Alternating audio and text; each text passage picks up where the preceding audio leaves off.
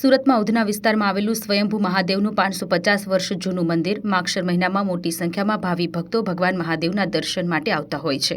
લોકો અહીં માનતાઓ માની અને ભગવાન મહાદેવના દર્શન કરતા હોય છે।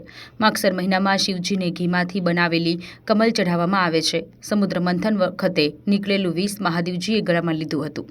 ગળામાં લીધા બાદ મહાદેવજીને વિષથી અસંખ્ય પીડા થતા અશ્વિની કુમાર, જે દેવતાઓના વૈદ્ય રાજા કહેવાય, તેઓએ ભગવાન ધન્વંતરીને કીધું હતું શિવજીને ઘીના સેવનથી પીડા શાંત મળે અને ત્યારથી મહાદેવજીને ઘીના કમલ પર ચડાવવામાં આવે છે। સુરતના ઉધના વિસ્તારમાં આવેલું સ્વયંભૂ મહાદેવનું જે મંદિર આવેલું છે, આશરે 550 વર્ષ જૂનું મંદિર છે અને ત્યાંના હું તમને દ્રશ્ય બતાવવાના પ્રયત્ન કરીશ કે દર શનિવારે કઈ રીતે તેઓ દ્વારા મહાપ્રસાદીનું આયોજન કરવામાં આવે છે। હાલ તમને હું એ મંદિરના દ્રશ્યો બતાવી રહ્યો છું, જ્યાં આગળ મોટી સંખ્યામાં જે ભક્તો આવતા હોય છે। ખાસ કરીને તો શનિવારના દિવસની જો આપણે વાતો કરીએ છીએ તો એ શનિવારના દિવસોમાં જે ભક્તો હોય છે તે ભક્તો અહીં મોટી સંખ્યામાં ઉમટતા હોય છે ને આ પ્રસાદનો લાભ લેતા હોય છે ને આ જે માગશર મહિનો કહેવામાં આવી રહ્યો છે તે હાલ માગશર મહિનામાં પણ જે ભક્તોની જે ભારી ભીડ અહીં જોવા મળતી હોય છે। ત્યારે આપણે જાણીશું જે આપણે જે મંદિરના મહારાજ છે તેમની સાથે સીધા વાત કરીશું કે જે માગશર મહિનો છે, માગશર મહિનાનો શું ઉદ્દેશ્ય કહેવાય છે અને શા માટે આ માગશર મહિનામાં જ જે શ્રદ્ધાળુઓ છે એ વધારે આવતા હોય છે। હા, જય મહાદેવ, જય સ્વામિનારાયણ। માગશર મહિનો એટલે ભીડભંજન મહાદેવનો મેળો એવું પ્રચલિત છે અને આપણે ભગવદ્ ગીતામાં પણ કૃષ્ણ ભગવાને કીધું છે કે માસોત્તમ માસે મૃગશીર્ષ માસે ઉત્તમ માસે। તો માગશર માસનો મહિમા છે, વિષ્ણુ ભગવાનને પણ પ્રિય છે, મહાદેવજીને પણ પ્રિય છે અને ઘણા બધા જયંતીઓ અને મહોત્સવ આ મહિનામાં આવે છે। અને માગશર મહિનામાં ઘીના કમળનું મહત્ત્વ અહીં એટલા માટે છે કે વિશ્વનું એકમાત્ર આ શિવાલય છે કે જ્યાં આખો મહિનો ઘીના કમળ ચડે છે અને શિવજીને ઘીના કમળ ખૂબ જ પ્રિય હોય છે, કારણ કે તેમને આ અંતર્ગત ઘણી કથાઓ છે।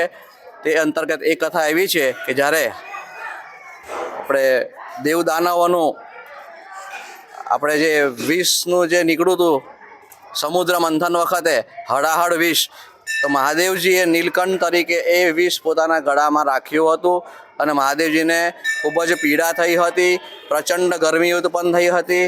એનું શમન કરવા માટે અશ્વિની કુમાર ભગવાન, જે દેવતાઓના વૈદ્યરાજ કહેવાય, અને એઓએ બધાએ ભગવાન ધન્વંતરી જોડે શિવજીને ઘીનું સેવન કરવાનું સૂચના આપી હતી અને તે પ્રમાણે ભગવાને ઘીનું સેવન કરવાથી એમને આ પીડામાં શાંતિ મળી હતી અને ત્યારથી આ ઘીના કમળ ભગવાનને ચડાવવામાં આવે છે અને તેથી અહીં મહત્ત્વ પણ છે। વળી બળિયા બાપજી મહારાજ પણ છે, હાજરા હજુર છે, હરિયાના બેલી બળિયાદેવ। અહીં લોકો ટાઢું ખાવા આવે, માનતા રાખે અને પોતાના જે કંઈ શરીરના વ્યાધિ છે તે દૂર થાય।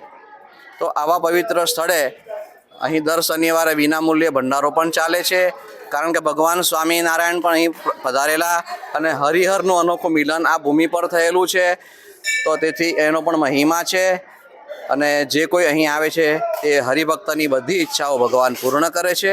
હર હર મહાદેવ, સૌનું કલ્યાણ થાવ। હજી જે પ્રમાણે મહારાજે જણાવ્યું કે કઈ રીતે અહીં જે ભક્તો છે મોટી સંખ્યામાં આવતા હોય છે અને શનિવારે ખાસ કરીને તો આ પ્રસાદીની ગ્રહણ કરતા હોય છે।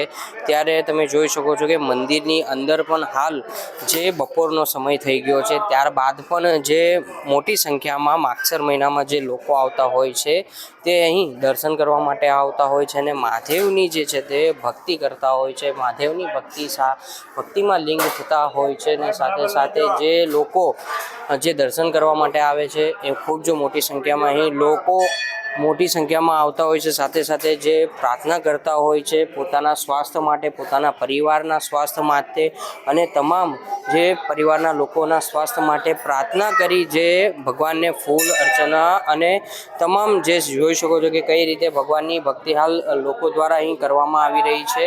દર માગશર મહિને જે માગસર મહિનો હોય છે ખાસ કરીને તો તે માગસર મહિનામાં અહીં ઘીના કમળ ચડાવવામાં આવે છે, ફૂલ ચડાવવામાં આવે છે અને આ જ પ્રમાણે જે મહાદેવનું લિંગ છે તેને શણગારવામાં આવે છે તેઓ દ્વારા ને જે મોટી સંખ્યામાં લોકો અહીં ઉપસ્થિત થાય છે. ત્યારબાદ જે લોકો ઉપસ્થિત થાય છે અને ત્યારબાદ તેની પૂજા કરે છે અને પોતાના પરિવારની જે છે તે જે કહી શકાય કે ખુશાલીતી માટે તેઓ દ્વારા પ્રાર્થના કરવામાં આવતી હોય છે.